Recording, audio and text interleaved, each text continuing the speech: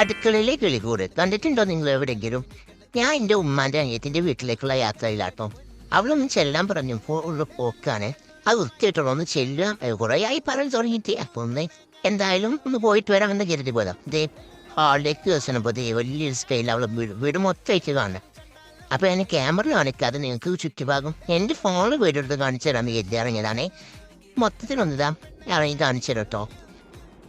ആ കൂട്ടിൽ കിഴിണ്ടായിരുന്നു എന്നാണ് അവർ പറയണത്. അത് പാറിപ്പോയി എന്നാണ് അതിൻ്റെ മുറ്റേറ്റ് വിരിഞ്ഞ് പാറിപ്പോയി. പിന്നെ മുറ്റത്തിറങ്ങിയപ്പോൾ കണ്ട് അടുത്തൊരു വായിച്ചു കേട്ടോ.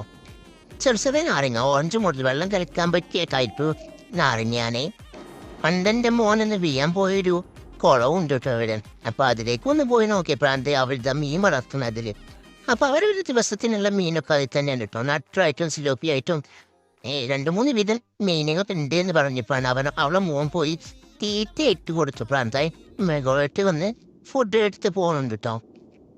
കുഴപ്പമില്ലാത്ത മീനുണ്ടെന്നാണ് അവരെ പറഞ്ഞത്. അവർക്ക് വേണ്ടതൊക്കെ അവർ കിട്ടും. പിന്നെ സിലോപ്പിയൊക്കെയാണ്. അപ്പോൾ ഇത് കണ്ടുകൊണ്ടിരുന്നപ്പോഴാണ് അവൾ ഫുഡായി എന്ന് പറഞ്ഞ് വിളിക്കുന്നുണ്ട്. അപ്പോൾ ഫുഡ് കഴിക്കാൻ വേണ്ടി അടുത്ത് പോക്കാണ്. അവളെ വീടിൻ്റെ ചുറ്റുപാടും കാണിക്കട്ടെ ജസ്റ്റ് മുറ്റത്ത് ഇറങ്ങിയ കേട്ടോ.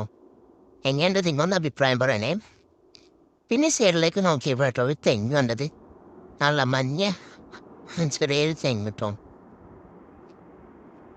ഇതാണ് അവളെ ചുറ്റുഭാഗം.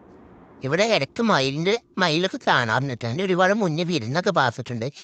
വിരുന്ന് പാർക്കാറുണ്ട്. കുറേ ആയാലും മോനൊക്കെ അതിന് ശേഷം വന്നിട്ടുള്ളേ.